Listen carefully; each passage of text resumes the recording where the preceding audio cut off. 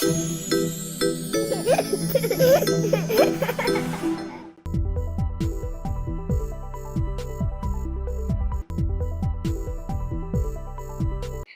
I'm Dr. Lavanya, consultant obstetrician and gynecologist at Paramita Hospitals.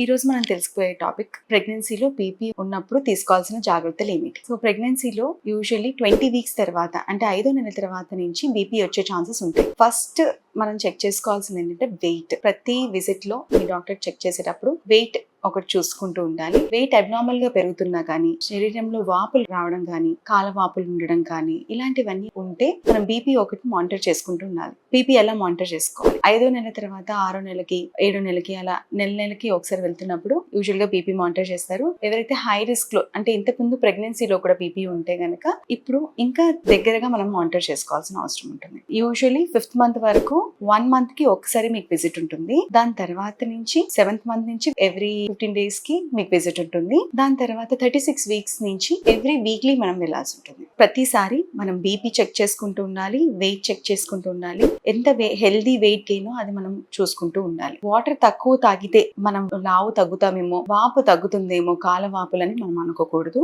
Water సమపాలంగా correct గా తీసుకోవాలి. 4 to 5 litres per day. కాలు పడుకునేటప్పుడు కొంచెం ఎత్తులో పెట్టుకుని కింద పిల్లో పెట్టుకుని పడుకుంటే గనక ఆ కాలు వాపులు తగ్గుతుంటుంది. లెఫ్ట్ సైడ్ పడుకోవడం అనేది చాలా important. Pregnant women left side పడుకోవడం వల్ల మీకు కాలు వాపులు, ఫిజియోలాజికల్ కాలు వాపులు, ఒకవేళ బీపీ ఎక్కువ ఉంటే గనక మనం తీసుకోవాల్సిన జాగ్రత్తలు ఏంటి? బేబీ కదలికలు అయితే ఎవ్రీడే చూసుకుంటూ ఉండాలి. తిన్న తర్వాత అట్లీస్ట్ ఒక 3 times అయినా బేబీ కదులుతూ ఉండాలి. అలా డే అంతట్లో 10 times అయినా బేబీ కదిలేలాగా చూసుకోవాలి. ఒకవేళ బేబీ కదలికలు ఒక డే అంతా ఉండట్లేదు అని అంటే గనక వెంటనే మీ డాక్టర్ని సంప్రదించాలి. బీపీలో మనకు ముఖ్యంగా ఎమర్జెన్సీ సిచ్యువేషన్స్ అనేవి 5 ఉంటాయండి.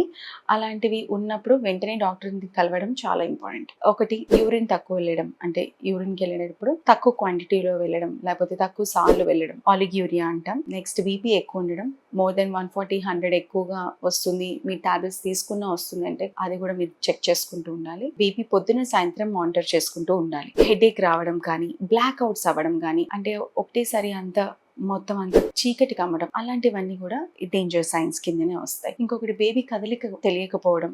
బేబీ ఒక రోజంతా కదలికలు తెలియట్లేదు అన్నా కానీ ఒకసారి మీ హాస్పిటల్ లేదంటే డాక్టర్ని సంప్రదించడం చాలా ఇంపార్టెంట్. ఎపిగాస్ట్రిక్ పెయిన్ అంటే ఛాతీ వెనకాల ఒక రకమైన మంట, ఫుల్నెస్, ఇలాంటివన్నీ ఉండడం కూడా ఒక సైన్. సో ఇలాంటివన్నీ ఉన్నాయంటే వామిటింగ్స్, ప్రొజెక్టైల్ వామిటింగ్స్ అంటే ఎక్కువ వామిటింగ్స్ అవ్వడం, దాంతో హెడేక్ రావడం, బ్లాక్ అవుట్స్ అవ్వడం, ఇవన్నీ ఉంటే వెంటనే హాస్పిటల్ని సంప్రదించండి. బీపీ ఉన్నప్పుడు మనం మానిటర్ చేయాల్సిన టెస్ట్లు ఏంటి అంటే LFT, liver function test, CBP, దాంట్లో ప్లేట్లెట్స్ తెలుస్తాయి, హిమోగ్లోబిన్ ఎంత ఉందో తెలుస్తుంది. యూరిన్ టెస్ట్, దాంట్లో ప్రోటీన్ ఎంత వస్తుంది, గ్లూకోజ్ ఎంత వస్తుంది, ఇవన్నీ మనం మానిటర్ చేయొచ్చు. మీ వెయిట్, బీపీ ఎవ్రీడే చూసుకుంటూ ఉండాలి. ఆల్బుమిన్ శాతం ఎంత వస్తుందో అనేది కూడా చూసుకుంటూ ఉండాలి యూరిన్ టెస్ట్ లో. ఇవి మనం చేసుకోవాల్సిన టెస్ట్లు. బేబీకి సంబంధించిన స్కాన్లు ఎవ్రీ వీక్ ఆర్ 2 weeks ఒకసారి, లేకపోతే డాప్లర్ స్టడీ అని ఉంటుంది, అది కూడా చేయించుకోవాల్సిన అవసరం ఉంది. ఇవన్నీ చేసుకున్నా కానీ క్లోజ్ మానిటర్ చేస్తూనే బీపీ టాబ్లెట్లు మాత్రం కరెక్ట్ సమయానికి తీసుకోవాలి. వీలైనంత వరకు తక్కువ ఉప్పు తినడం, ఇలాంటివన్నీ కూడా చేయొచ్చు. Thank you.